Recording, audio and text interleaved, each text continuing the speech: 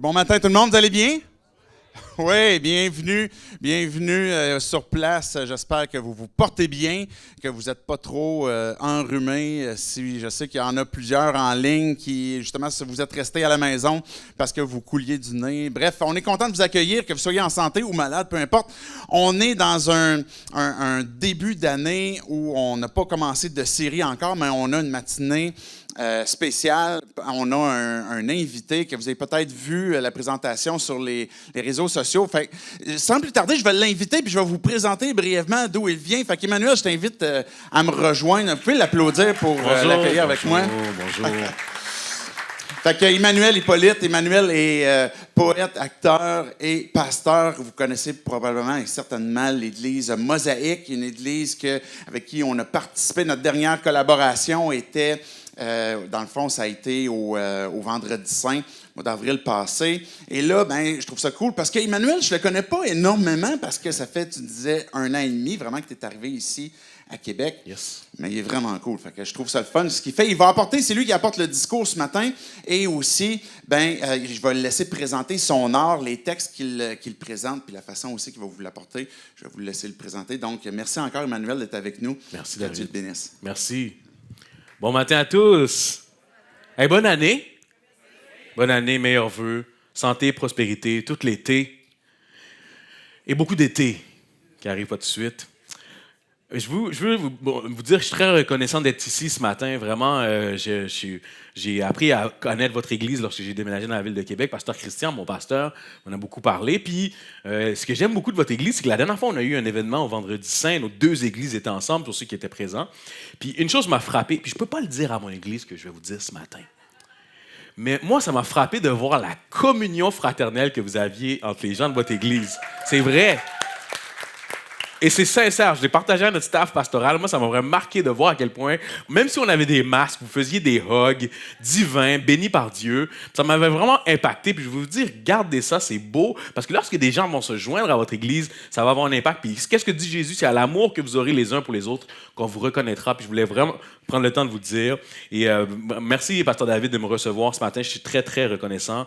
Puis je suis très hâte d'être avec vous ce matin pour vous présenter ce que je vais vous présenter, mes textes de mon 3e album. Je vais vous présenter des textes de mon 3e album, Le Fils de Marie-Rose. C'est un peu le concept ce matin. Ma mère, Marie-Rose, m'a élevé. Maman monoparentale nous a élevés. On était 7 enfants. On est 7 enfants encore aujourd'hui. Et elle nous a élevés vraiment incroyablement. Et ma mère est une femme qui avait du courage, une femme qui avait de la foi surtout, et qui m'a inspiré à aimer Jésus et à vivre ma foi. Donc, je vais vous interpréter des textes de mes 3 albums. J'ai 3 albums à mon actif et je vais vous interpréter des textes de mes 3 albums. Et sans plus tarder, je vous interprète le premier texte, s'intitule « Merci, Mamie ».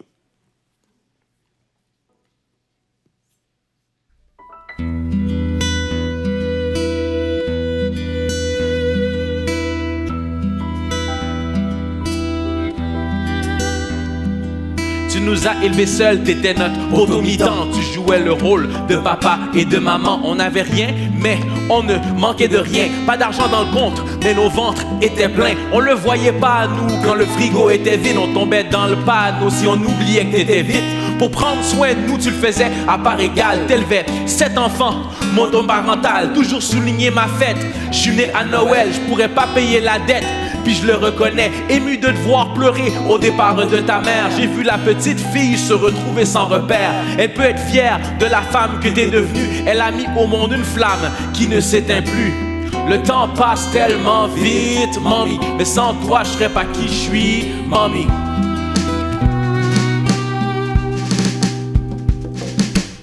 Le temps passe tellement vite, mamie. Mais sans toi, je serais pas qui je suis, mamie. Je voulais dire merci, mamie. Merci, mamie. Merci, mamie. Merci, mamie.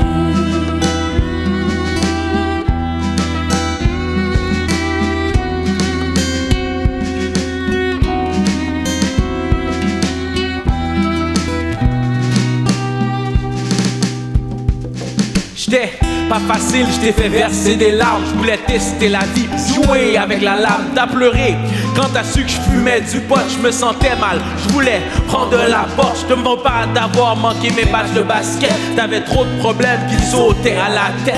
On était à pied, mais tu m'as appris à avancer. Je tiens le volant de ma vie, tu m'as appris à foncer. Tu te fendais en quatre pour payer le loyer. Puis moi, l'égaré, j'étais concentré à festoyer. Tu m'as appris la famille, l'importance d'un foyer. Même quand la vie est tough, qu'elle veut nous noyer. J'ai gardé le mot que tu m'as écrit pour t'excuser. La fois où tu te sentais mal de m'avoir accusé.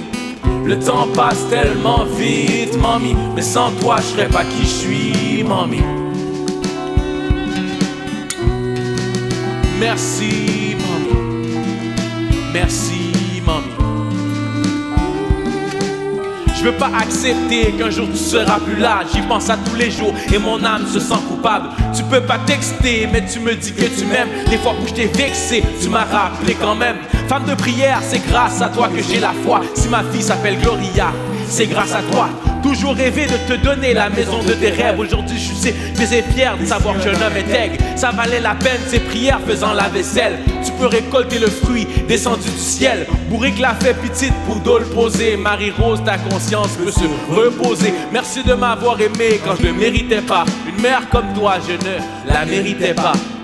Le temps passe tellement vite, mamie. Mais sans toi, je serais pas qui je suis, mamie. Le temps passe. Mais je voulais dire merci, mamie. Merci, mamie. Merci, mamie.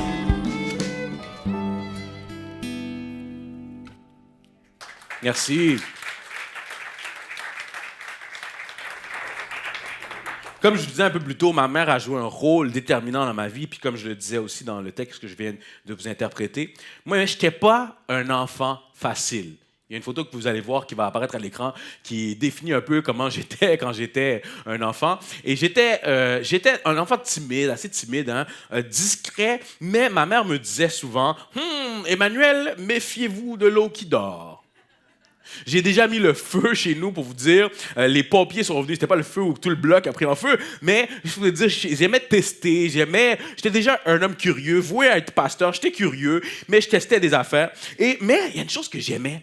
J'aimais aller à l'église. Aller à l'église, pour moi, c'était quelque chose que j'aimais vraiment parce que, bien sûr, ça allumait ma curiosité.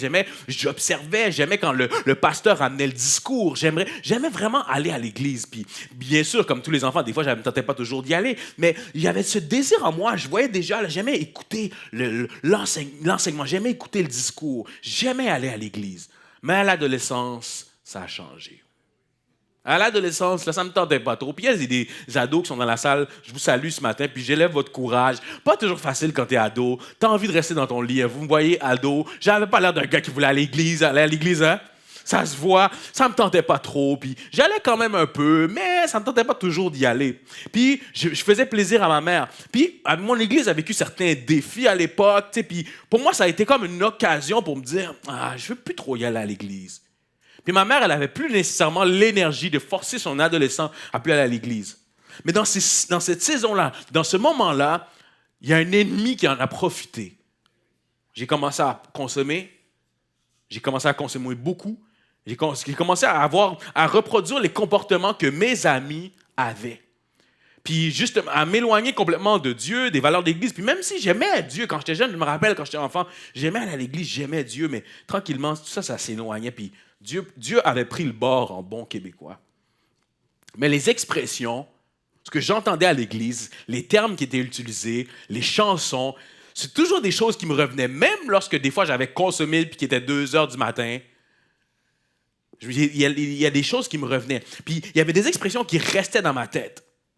Puis il y avait un terme que je me rappelle à mon église ou que ma mère utilisait même. Ma mère utilisait un terme, des fois, lorsqu'il arrivait une situation, elle disait « Ouf, Maranatha ».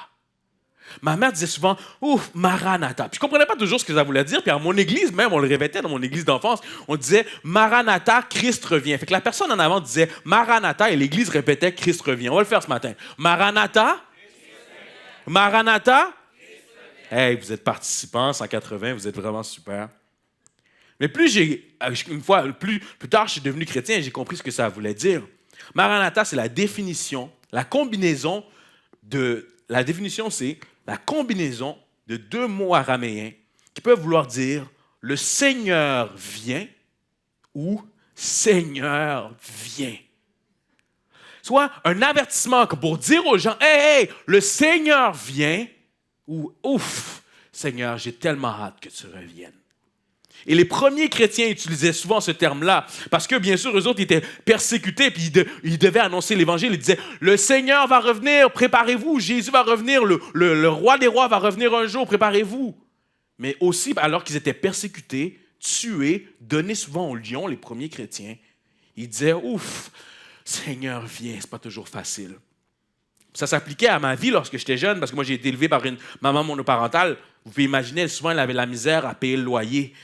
Puis je l'entendais souvent répéter « Ouf, Maranatha, Seigneur, viens. » Quand moi, je me demandais moi-même, enfant, des fois, je le voyais, je me disais « Ouh, nous, on n'a pas beaucoup de moyens. » Je le sais qu'il y a d'autres familles qui ont plus de moyens. Même si je ne le disais pas, ouf, mais il y a une partie, en dedans de moi, il y a quelque chose qui disait « Ouf, Seigneur, viens, Maranatha. » Il y a 2 années et demie, on a vécu la fameuse COVID, pour ceux qui s'en rappellent. Il y a souvent que je me disais, « Ouh, Maranatha, Seigneur, viens. » J'ai perdu un ami, moi, à 30 ans du cancer. Il y a eu 30 ans quand il est décédé. C'était un mari extraordinaire, vraiment un homme de Dieu que j'aimais beaucoup. Un des hommes les plus brillants que je connaisse. C'était une encyclopédie.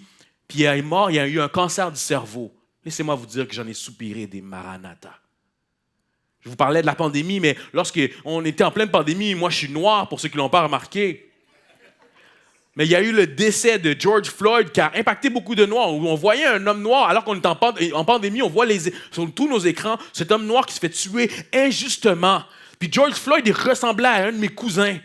Puis en plus de ça, il y a une jeune femme, Breonna Taylor, une femme noire aux États-Unis, puis qui se fait tuer. Puis tout ça, là, ça vient s'ajouter à toute la pandémie, pour toute la communauté noire. Pas pour tout le monde, mais en tout cas pour plusieurs d'entre nous, c'était comme un choc post-traumatique de voir ça. Laissez-moi vous dire que j'en ai soupiré des Maranatha. Mais Maranatha, ce n'est pas seulement, oui, dire Seigneur, viens, c'est aussi une consolation pour nous qui sommes chrétiens. De dire une chance qu'on a ce Seigneur qui va revenir. Comment ils font pour vivre les gens sur terre, sachant qu'il n'y a pas une réponse à toute cette souffrance? Et c'était important pour moi d'écrire ce texte qui est dans mon dernier album qui s'intitule Maranatha. Maranatha, Maranatha, est-ce que tu reviens? Maranatha, Maranatha, est-ce que tu reviens?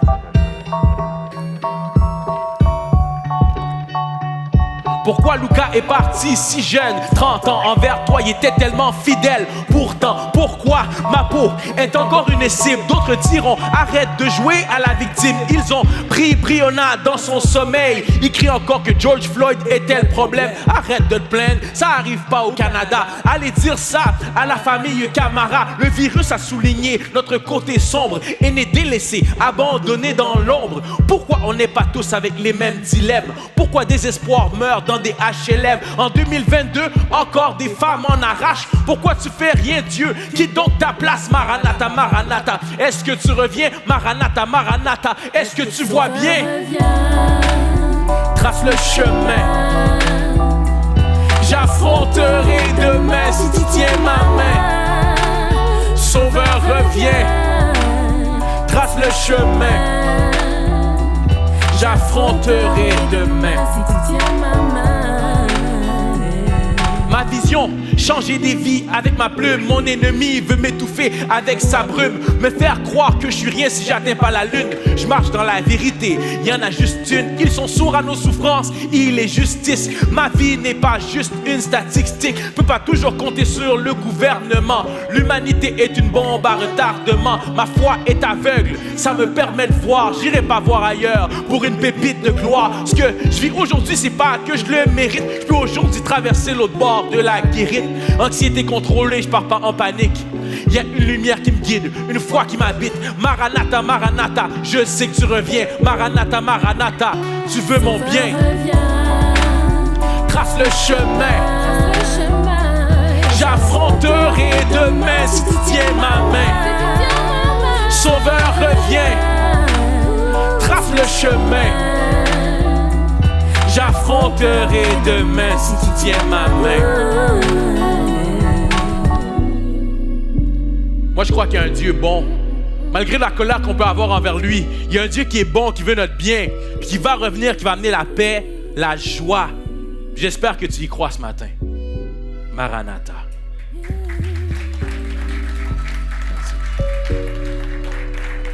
Sauveur, reviens, trace le chemin. J'affronterai demain si tu tiens ma main. Sauveur, reviens, trace le chemin. Jeune adulte, il y a un vide qui est en moi.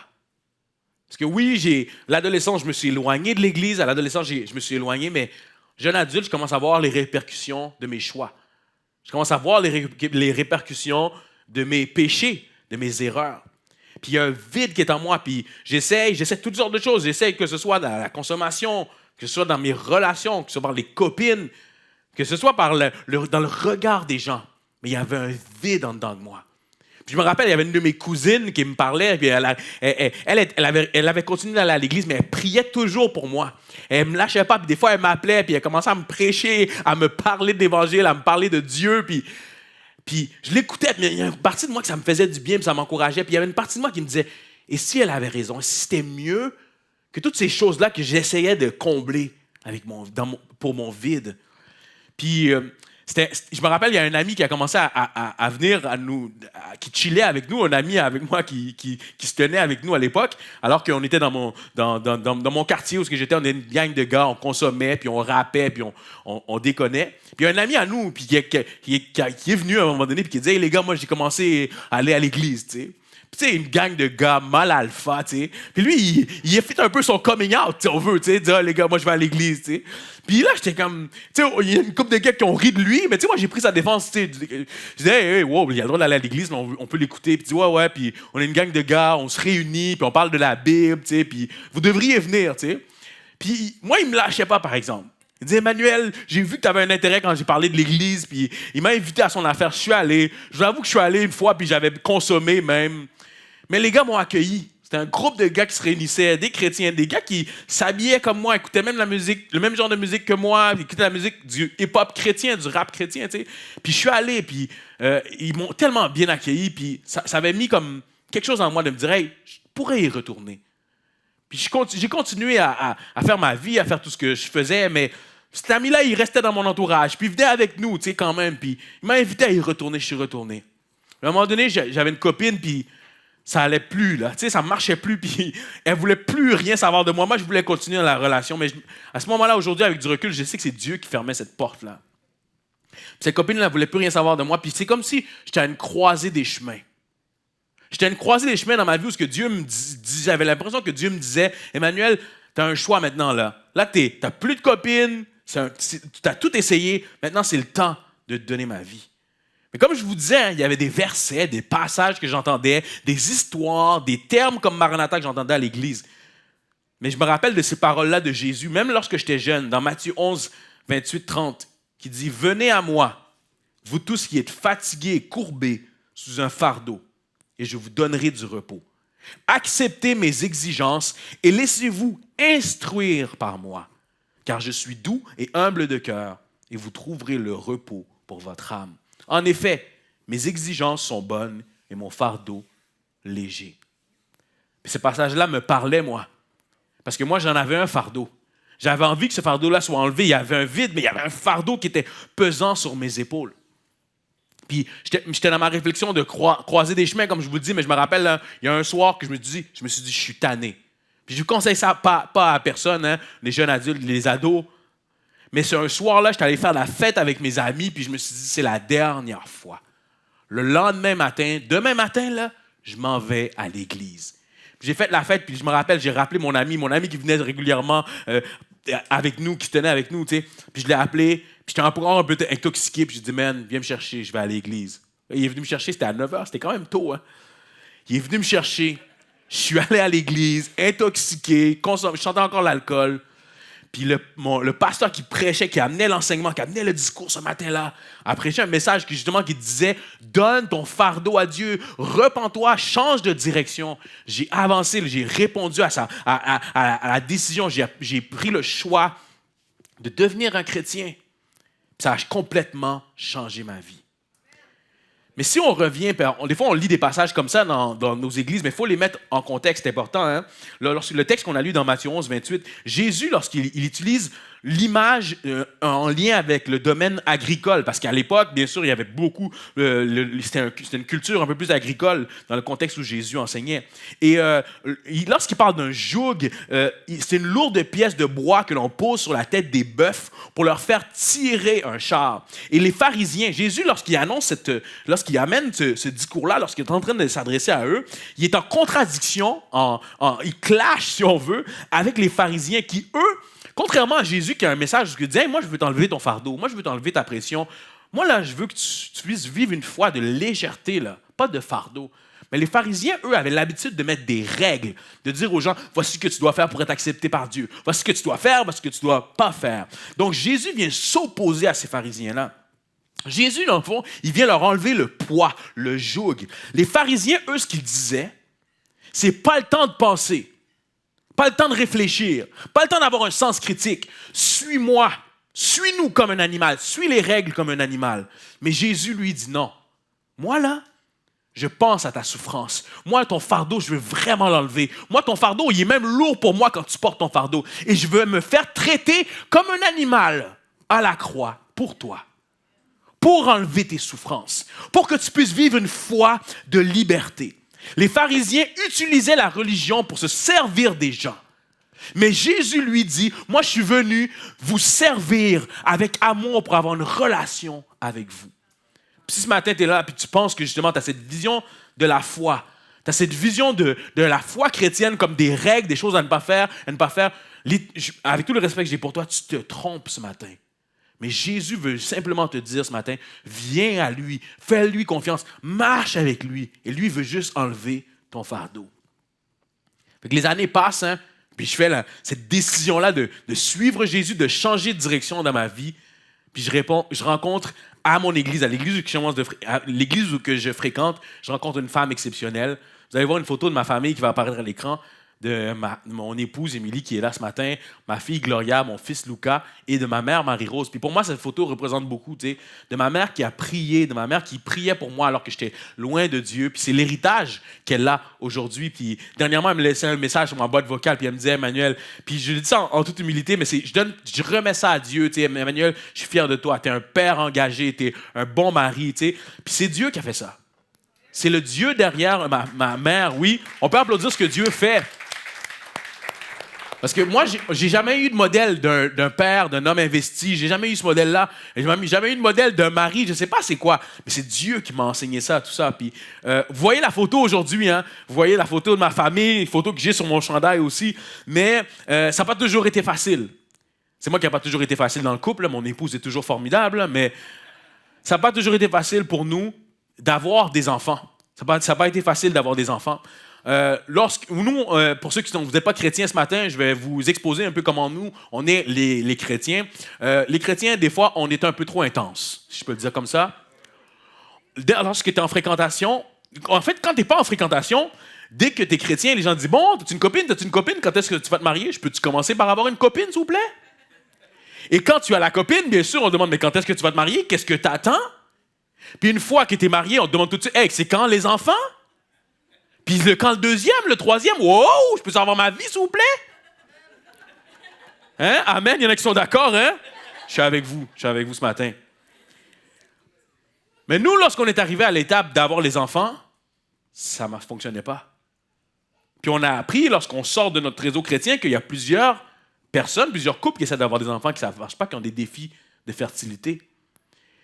Puis ça a été des moments difficiles, mais ça a été aussi un moment où on a tellement dû dépendre de Dieu. Et Dieu, dans la prière, dans tous ces moments-là, Dieu est tellement intervenu. Puis ma mère est une femme de prière. Ma mère, elle priait pour nous. Puis pendant 4 ans, on priait pour avoir notre première fille, Gloria. Puis ça ne fonctionnait pas. Mais ma mère a eu un rêve que j'allais avoir une fille qui allait s'appeler Gloria pour que la gloire de Dieu s'accomplisse. Il y a peut-être votre théologie des rêves ce matin. Je suis en train de vous brusquer un peu. C'est correct. Moi aussi, je suis un très pragmatique cartésien, mais la Bible, Joseph a eu des rêves qui se sont accomplis. Là, fait qu'on peut trouver un terrain d'entente ce matin. Puis moi, la première chose, c'est quand ma mère m'a dit le nom, ça tombait bien, ça aurait pu être pire. Fait que ça devait passer au conseil de ma femme. Ma femme a aimé le nom, c'est que c'était formidable, c'était bien. Et puis, mais je vous avoue que je devais continuer de croire. Je devais croire que Dieu allait agir. Je devais croire que Dieu allait répondre à ce rêve-là. Puis avec une gang de gars, on se réunissait, une gang de gars à mon église, on se réunissait, on était un groupe maison, on se réunissait pour prier ensemble. Puis j'ai partagé ça aux gars. J'ai dit, les gars, je prie que ma mère a eu ce nom-là, puis encouragez-moi, on va avoir une fille pour la gloire de Dieu, s'accomplit ce qui va s'appeler Gloria. Puis lorsque mon épouse est tombée enceinte, quelques années plus tard, moi j'avais cette foi qu'elle allait avoir une fille, puis c'était une fille. On est tellement reconnaissant pour notre fille Gloria. Mais je devais continuer de croire. Parce qu'on a essayé d'avoir un autre enfant. Et même chose, ça ne fonctionnait pas. Puis les chrétiens, quand tu as le premier, ils veulent le deuxième. Mais nous, on vit cette situation-là, puis on aimerait bien en avoir un autre, mais c'est pas facile. On vit ça, puis les déceptions, puis la tristesse, puis tout ça. Mais à un moment donné, on se retrouve dans une conférence de couple, puis on prie, puis il y a un chant à un moment donné qui est joué, puis c'est un chant qui disait qu'il va faire des miracles, ce qu'il a fait, il va le faire encore. Puis c'est pas une voix audible. Moi, je suis très cartésien, mais comme si Dieu me dit, Emmanuel, sois en paix, tu vas avoir un fils. Sois en paix, tu vas avoir un fils. Puis je le partage à mon épouse, puis j'ai cette conviction qu'on va avoir un fils, puis je continuais de prier, puis je continue de croire, mais la vie continue, puis je dis comme, on va avoir un fils. Mon épouse tombe enceinte. Je dis, ça va être un fils, ça va être un garçon. Puis on arrive à l'échographie, c'est un fils, puis wow! Puis c'était extraordinaire de voir qu'est-ce que Dieu avait fait. Puis aujourd'hui, on a notre fils Lucas. En hommage à mon ami, justement, Lucas, qui est décédé. Mais c'est fou de voir ce que Dieu va faire. Puis je veux t'encourager ce matin. Peut-être que tu vis un défi, ça n'a peut-être pas un lien avec la fertilité, peut-être que oui. Mais je veux t'encourager à continuer de croire. Je veux t'encourager à continuer de croire. Puis des fois, Dieu ne répond pas de la manière qu'on voudrait qu'il réponde. Mais il est là, il est fidèle. Puis il travaille notre caractère, il travaille notre foi. C'est ça l'important. Ce matin, vous allez un peu participer, si vous voulez, avec la prochaine chanson qui s'intitule justement « Continuer de croire ». C'est très simple. Ça dit « Je continue de croire ». Je continue de... Hey, on va recommencer ça. Ceux qui sont réveillés, qui ont pris leur café, on les entend. Soyez bénis. Je continue de croire. Si mes yeux ne voient l'ombre de l'espoir, je continue de croire. Vous êtes bien rattrapés, bravo. Fait que c'est simple, continue de croire. Si vous avez envie de le chanter pendant le refrain, sentez-vous libre. Continue de croire, et même si tes yeux ne voient l'ombre de l'espoir, mon ami, continue de croire. Continue de croire. Tu vas voir que c'est payant. Derrière la montagne noire, il y a autre chose que le néanté, anéanti.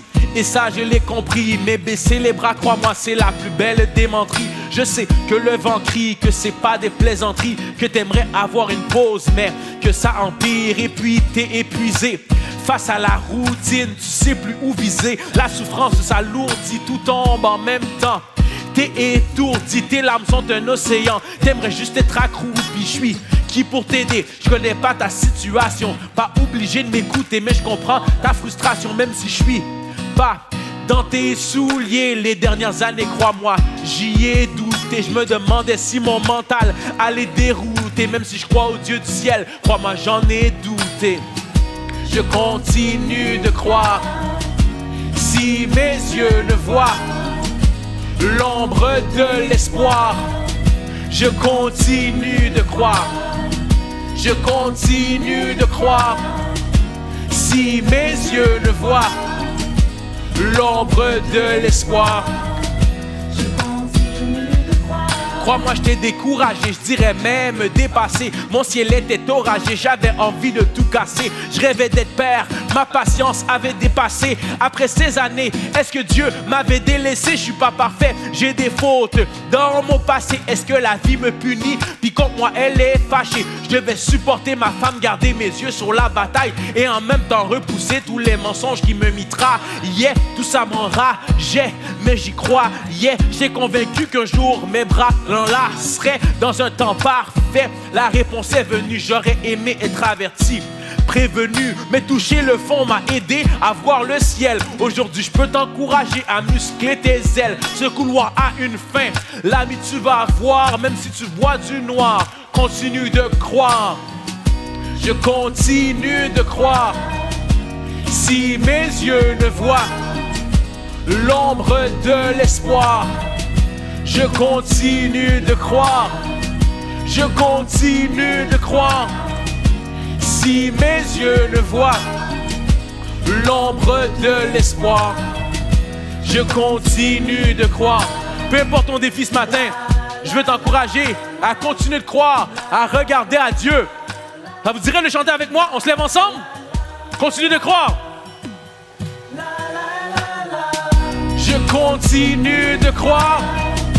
Si mes yeux ne voient l'ombre de l'espoir, je continue de croire. Proclame-le ce matin. Je continue de croire. Si mes yeux ne voient l'ombre de l'espoir, je continue de croire. Peu importe ton défi ce matin, continue de croire, ne lâche pas. Regarde à Dieu, peu importe tes défis, peu importe ta situation. Des fois, ça va prendre du temps. Des fois, il va travailler ta foi, il va répondre différemment. Mais continue de croire, ne lâche pas. Que ce soit pour une personne qui veut revenir à Dieu, ton défi de fertilité, une situation, un défi pour ton couple, ta famille, continue de croire. On chante une dernière fois ensemble. Je continue de croire. Si mes yeux ne voient l'ombre de l'espoir, je continue de croire. Une dernière fois, je continue de croire. Si mes yeux ne voient l'ombre de l'espoir, je continue de croire. Est-ce qu'on peut applaudir ce que Dieu va faire dans nos vies si on continue de croire? Et prendre place, merci. Hey, vous êtes vraiment super, 180, une des plus belles communautés qui participe. Vous chantez vraiment bien en plus. On devrait partir en tournée, faire un album ensemble. Vous êtes vraiment hot. Hey, vraiment, j'arrive à la dernière section de mon message et je vais vous interpréter un dernier texte, mais j'aimerais qu'on puisse juste rester en contact. Ça serait vraiment super. Je sais pas qu'il y en a qui sont sur les réseaux sociaux, 2-3 personnes. Ça vous dit quelque chose? Facebook, Instagram.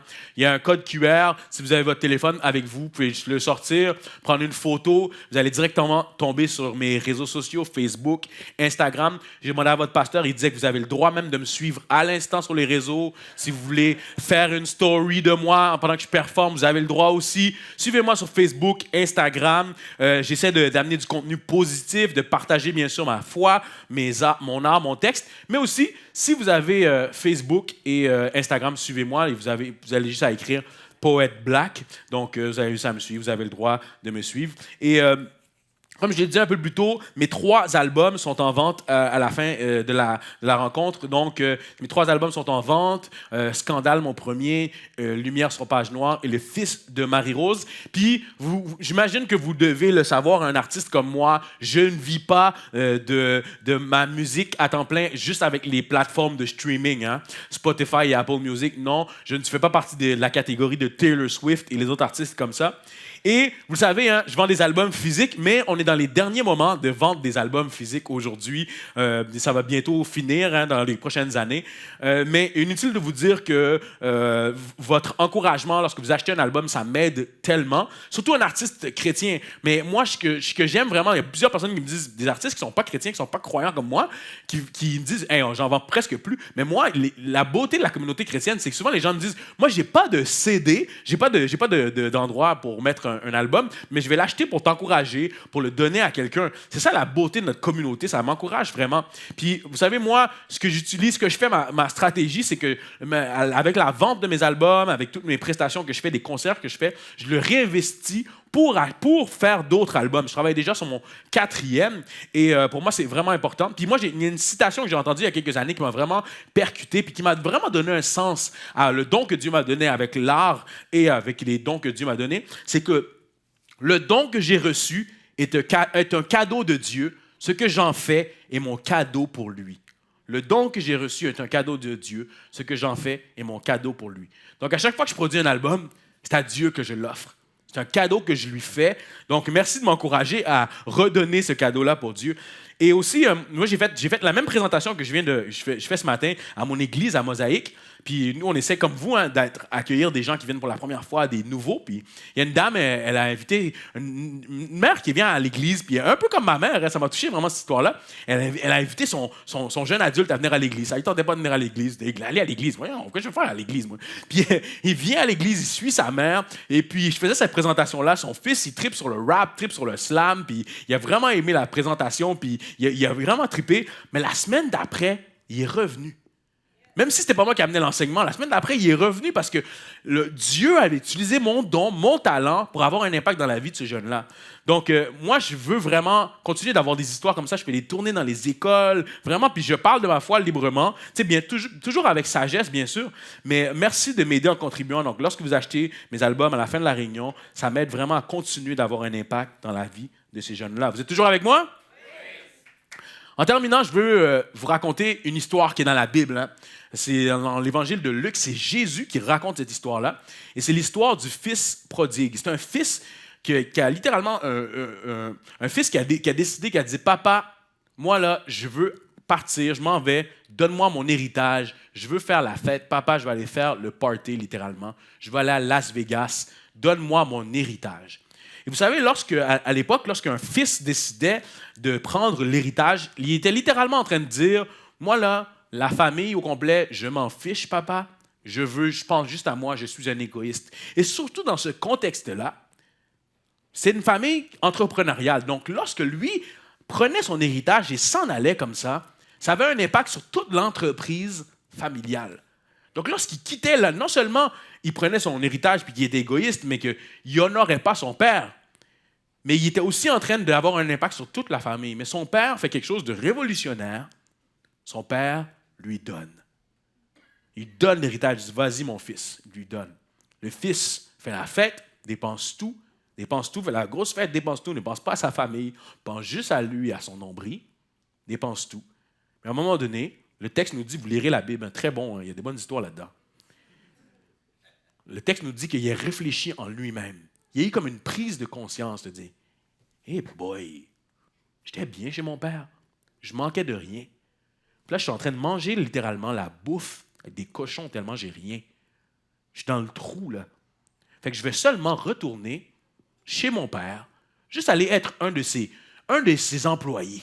Je vais juste retourner aller être un de ses employés, puis m'impliquer, puis juste être low profile, comme on dit, juste être tranquille, être un employé. Et Jésus, lorsqu'il nous raconte cette histoire-là, il prend le temps de nous dire que son père, lorsqu'il a vu son fils revenir, a couru vers lui. Le père court vers son fils. Et Jésus est intentionnel lorsqu'il raconte cette histoire parce qu'à l'époque, un homme ne courait pas. Un homme de cette prestance-là ne courait pas. Il y a même des commentateurs bibliques qui disent qu'il y a des hommes que leur maison a pris en feu. Ils n'ont pas couru, tellement qu'ils voulaient garder leur fierté. Parce qu'au cas où il s'enfarge dans sa robe, puis qu'il pourrait perdre sa fierté. Mais Jésus prend le temps de dire, non, lui, ce père-là est différent. Il court vers son fils. Il court vers son fils avec amour. Il court vers son fils tellement il est content de le voir. Mais moi, cette histoire-là, c'est tellement une histoire qui me parle. À chaque fois que je la relis, à chaque fois même que je la raconte, ça me touche parce que ça me rappelle moi. Parce que je me suis tellement éloigné de ce père-là qui voulait juste mon bien. Mais quand je suis revenu à lui, il m'a seulement accueilli. Puis bien sûr, il représentait les gens qui étaient autour, qui m'ont tellement aimé, qui m'ont tellement accueilli, que même malgré mes erreurs, même lorsque je suis devenu chrétien, je n'étais pas parfait, mais qui m'ont aimé. Puis je veux te dire ce matin que ce père-là existe encore pour toi, puis il t'aime. Puis si tu reviens à lui, ou si tu as commis des erreurs, tu as commis des péchés, puis tu dis, est-ce qu'il va m'accepter? Oui, il va toujours t'accepter. Ça m'a aidé à justement écrire ce texte. Un de mes premiers textes de slam, justement, qui s'intitule Gladys, l'espoir n'a pas d'âge. Et si tu peux retenir une phrase dans ce texte, c'est que Dieu est amour et que personne ne résiste à son charme. Gladys en avait 10 quand elle accepta Christ. Pour le diable, c'était une gifle, ne l'ayant plus sur sa liste. À 12, elle entre à la polyvalente et au travers de ses amis, l'ennemi la tente. Il commence par la nicotine, une du Maurier. Mais derrière ses copines, elle voit qu'il veut l'étouffer parce que le diable avait tout fait. Et laissez-moi vous dire que lorsqu'il vous veut, il en a du toupet.